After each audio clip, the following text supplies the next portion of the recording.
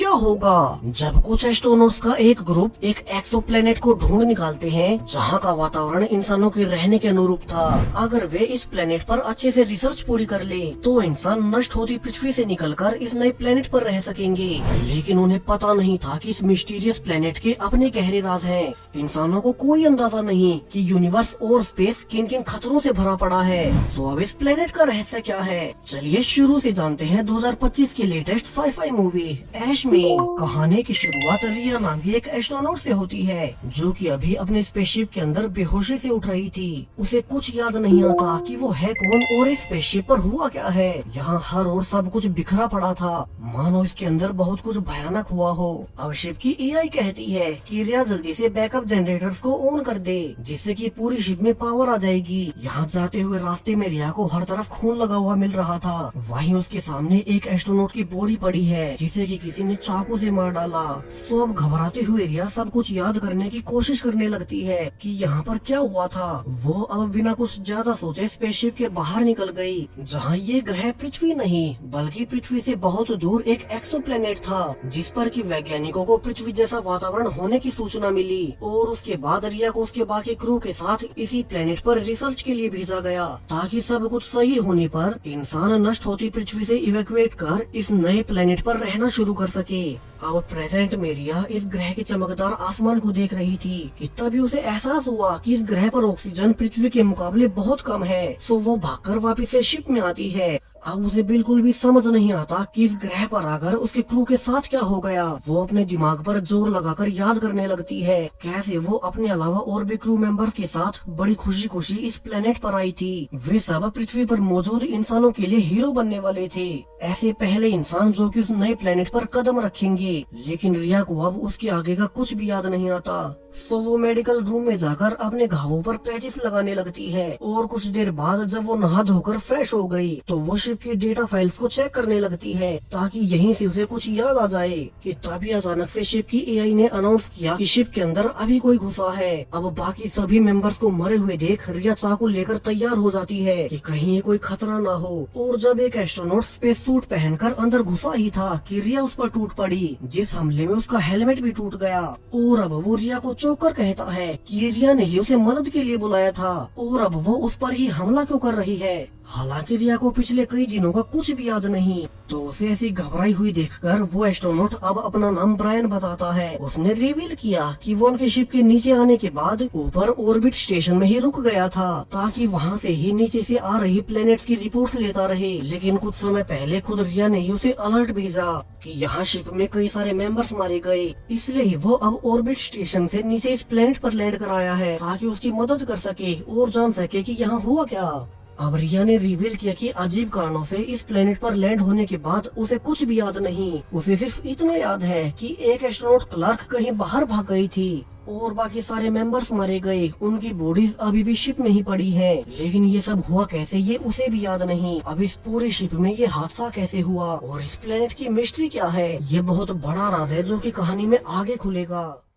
अब रिया से सब कुछ सुनकर ब्रायन डर जाता है कि कहीं सबको उसी ने न मारा हो। वैसे भी उसी अकेली को कोई ज्यादा चोट भी नहीं आई। तो वो अब अपने मेडिकल टूल का इस्तेमाल कर उसके ब्रेन को चेक करने लगता है। सरप्राइजिंगली रिया का कहना बिल्कुल सही था, उसे तो अब कुछ भी याद नहीं। वो तो अब पृथ्वी वाले दिनों तक को भूल चुकी है और ऐसा क्यों हुआ इसका कोई रीजन साफ नहीं था। अब रिया की फुल बॉडी स्कैनिंग करते हुए ब्रायन उसे याद दिलाने के लिए सब कुछ शुरू से बताने लगता है कैसे पृथ्वी ग्रह अब तबाह होने के कगार पर है। जिसके बाद पृथ्वी से 7 स्पेसशिप्स को 7 ऐसे अलग अलग ग्रहों पर भेजा गया था जहाँ से कि वैज्ञानिकों को भरोसा था कि वहाँ पर इंसान रह पाएंगे। लेकिन उनसे पहले गए 6 शिप्स को सिर्फ निराशा ही हाथ लगी। उन 6 में से कोई भी प्लेनेट इंसानों के रहने लायक नहीं निकला। जिसके बाद अब पूरी पृथ्वी की उम्मीदें सिर्फ उन्हीं से है कि वे इस प्लेनेट को सिर्फ मार्क करें। इसलिए ही बाकी सबके मरने के बावजूद उन दोनों को ही मिलकर पृथ्वी वासियों के लिए इस मिशन को आगे बढ़ाना होगा। यहाँ अब तक मेडिकल मशीन ने रिया के ज्यादातर घावों को अच्छे से स्टिच कर दिया था। अब रिया कहती है कि पता नहीं कैसे लेकिन उसे कुछ भी याद न होना और बाकी सब एस्ट्रोनॉट्स का मारा जाना, जरूर से इसके पीछे यही प्लेनेट जिम्मेवार है। अब वो कैसे ये उसे भी नहीं पता। इस प्लेनेट पर जरूर से ऐसा कुछ है जो कि नहीं चाहता कि इंसान यहाँ आए। ऐसा उसे बाहर जाने पर महसूस भी हुआ था। सो दोनों अभी के लिए एक एस्ट्रोनॉट क्लार्क को ही ढूंढने का फैसला करते हैं, क्योंकि रिया को याद था कि वो स्पेस सूट पहनकर शिप से बाहर भाग गई थी और वो अपने सूट की ऑक्सीजन की मदद से अब तक जिंदा होगी। सब कुछ देर आराम के बाद रिया सभी मरे हुए क्रू मेंबर्स की बॉडी को बाहर फेंकने लगती है ताकि उनका शिप कंटेमिनेट न हो जाए। वहीं ब्रायन कंट्रोल रूम में जाकर डेटा रिकवर करने लगता है। वो साथ के साथ रेडियो पर रिया को रिवील भी कर रहा था कैसे ये शिप अब पूरी तरह से डैमेज हो चुकी है। ऊपर से शिप के ऑक्सीजन टैंक में लीक होने से अब इसमें ज्यादा दिन की ऑक्सीजन भी नहीं बची। सो उन्हें जल्द से जल्द वापस से ऊपर ऑर्बिट वाले मेन स्टेशन में जाना होगा।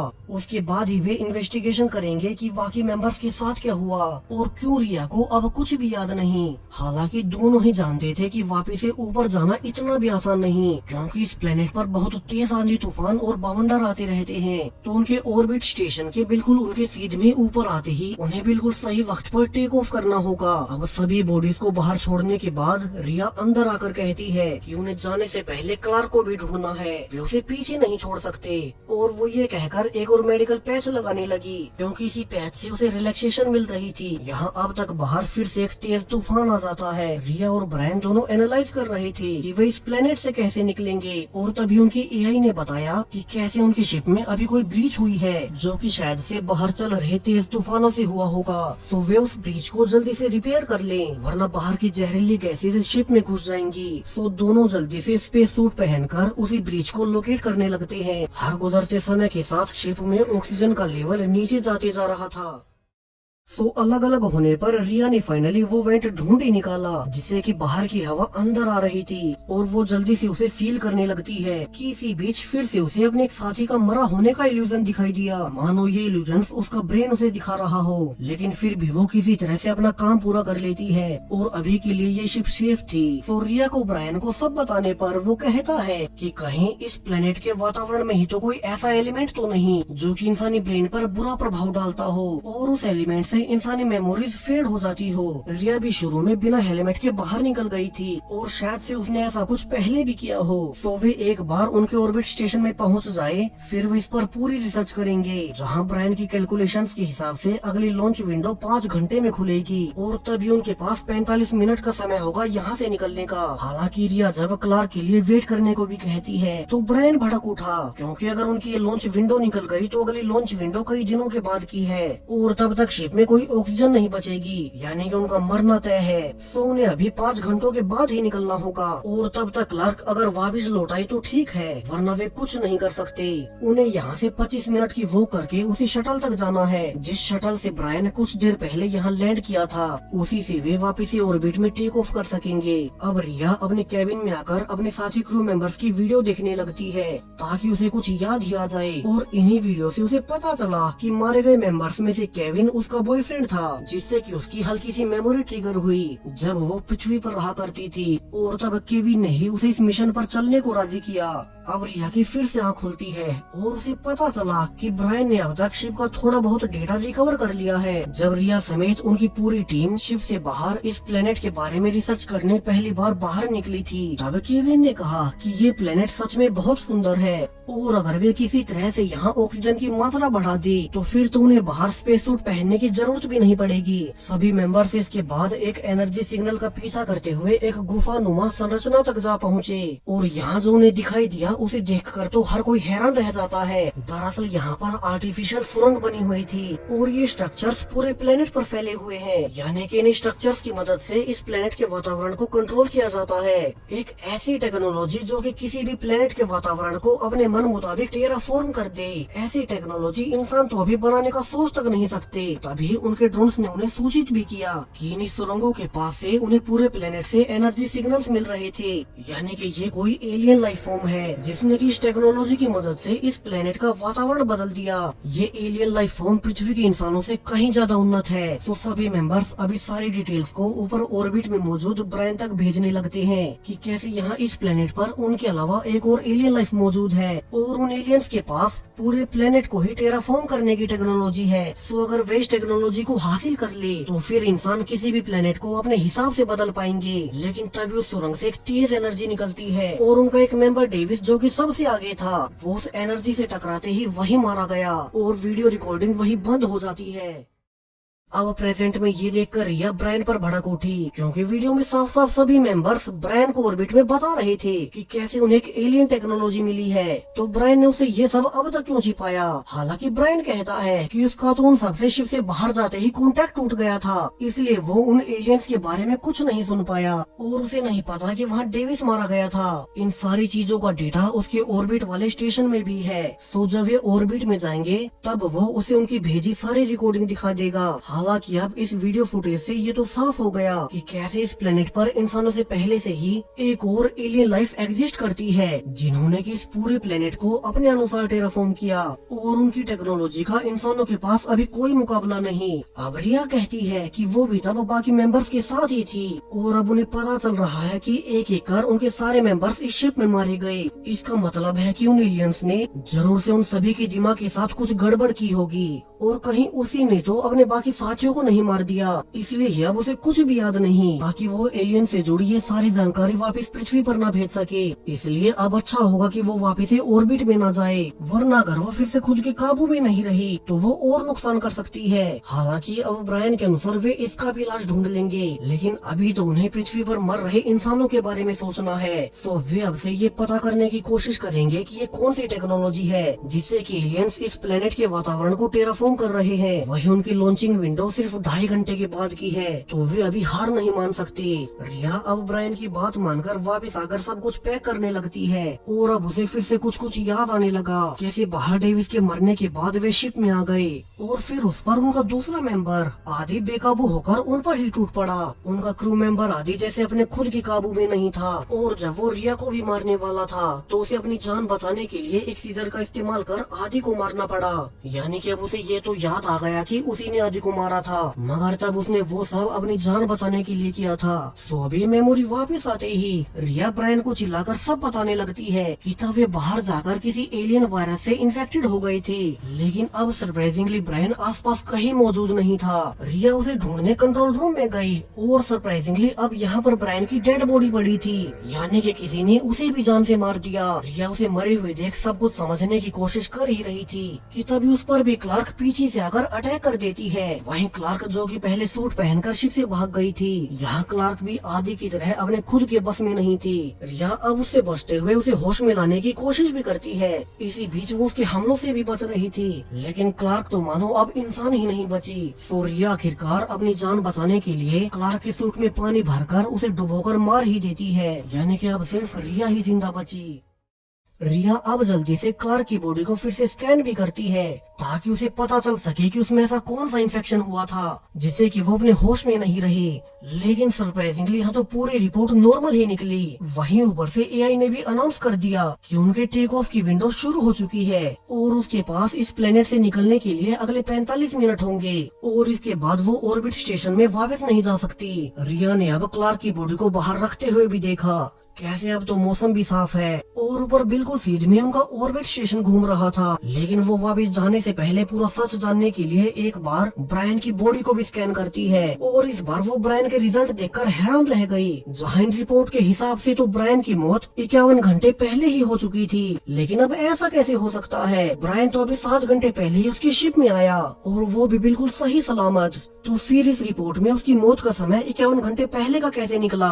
रिया घबराते हुए ये सोच ही रही थी कि तभी शिप की एआई ने उसे फिर से किसी लाइफ फॉर्म के शिप में एंटर करने का अलर्ट भेजा। रिया डरते हुए देखने लगती है कि ये कौन होगा और वो ये देखकर हैरान रह गई कि ये तो फिर से ब्रायन ही था जो कि फिर से जिंदा होकर आ गया। लेकिन इस बार रिया समझ चुकी थी कि ये रियल ब्रायन नहीं, रियल ब्रायन तो 51 घंटे पहले ही मारा जा चुका है और अब ब्रायन की बॉडी को वही एलियन लाइफ फॉर्म कंट्रोल कर रही होगी। और अब यहाँ से उसे सब कुछ समझ आने लगता है। कैसे पहले बाहर डेविस की मौत के बाद उन्हें उस एलियन लाइफ फॉर्म का थोड़ा सा सैंपल मिल गया था, जिसे कि बाकी क्रू मेंबर्स अपने शिप में रिसर्च करने के लिए उठा लाए।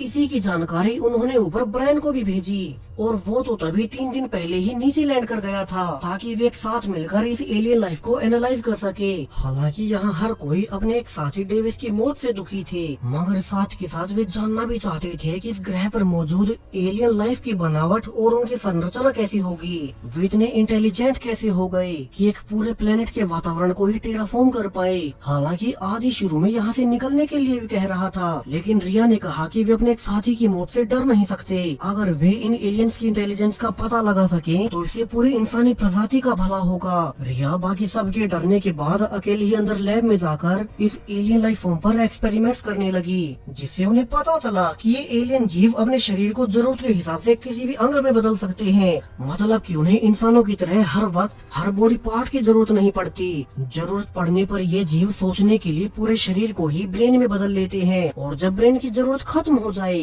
तो फिर किसी दूसरे बॉडी के पार्ट में। अब सभी मेंबर्स ये नोटिस कर ही रहे थे कि तभी वो एलियन उनकी सेफ्टी वॉल को तोड़कर आदि पर टूट पड़ा, और बाकी सबके देखते ही देखते आदि जल्दी पूरी तरह से एलियन के कंट्रोल में आ गया। फिर उसने कहा कि वे मेंबर्स कभी इन एलियंस के सीक्रेट्स को पृथ्वी पर नहीं भेज पाएंगे।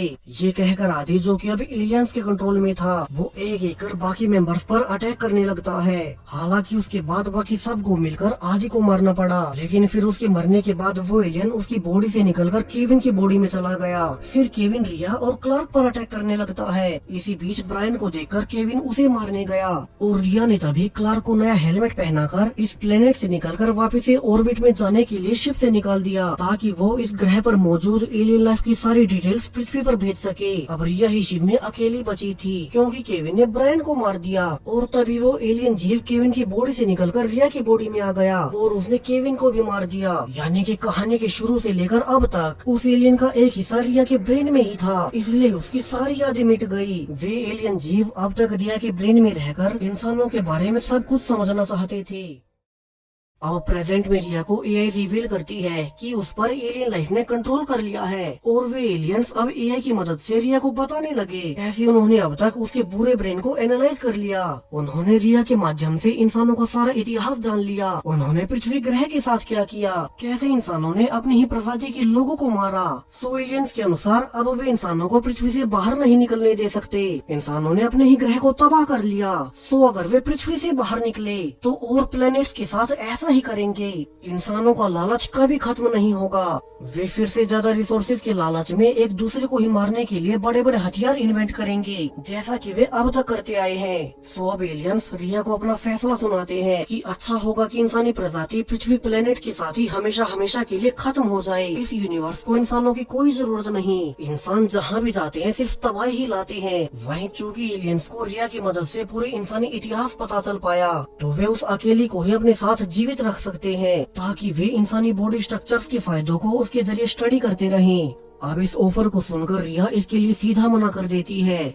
उसके अनुसार बेशक से इंसान कितने भी बुरे हों, लेकिन हर किसी को बदलने का मौका मिलना चाहिए। वो अपनी प्रजाति को ऐसे खत्म नहीं होने दे सकती, और वो फैसला करती है कि वो कैसे भी करके इस प्लेनेट और यहाँ की एलियन लाइफ, इन सब के बारे में पृथ्वी पर सारी डिटेल्स भेज देगी, ताकि इंसानों को मरती हुई पृथ्वी से बचने का एक और मौका मिल सके। रिया अब जल्दी से अपने मेडिकल रूम में जाकर अपनी एआई मशीन को मैन्युअली प्रोग्राम कर देती है कि वो उसके ब्रेन में मौजूद उस एलियन के छोटे से हिस्से को बाहर निकाल दे, जिससे कि अब जैसे जैसे मशीन उस एलियन लाइफ को बाहर खींच रही थी, वैसे वैसे रिया की पूरी मेमोरीज वापस आने लगती हैं, और फाइनली वो अब फिर से पूरी तरह से अपने होश में आ चुकी थी। वहीं एलियंस भी समझ गए कि रिया ने उनका ऑफर ठुकरा दिया है। सो वे एलियंस अब ब्रायन की बॉडी का इस्तेमाल कर रिया को मारने की कोशिश करने लगते हैं। ब्रायन की सिर से एक टेंटिकल निकलते हुए उसने रिया पर अटैक कर दिया। रिया अब खुद को बचाने के लिए उस पर शुरू में चाकू से वार भी करती है, मगर इसका कोई फायदा नहीं था। लेकिन फिर उसे एक फ्लेम मशीन हाथ लग गई, और वो उसी का इस्तेमाल कर अब उस एलियन को ही जला देती है, जिससे कि अब पूरे शिप में आग लग चुकी थी। लेकिन रिया सही वक्त पर सूट पहनकर बाहर निकल गई। वो जल्दी से वो करते हुए उसी शटल तक पहुंच जाती है, जिससे कि शुरू में ब्रायन ऑर्बिट स्टेशन से नीचे लैंड किया था,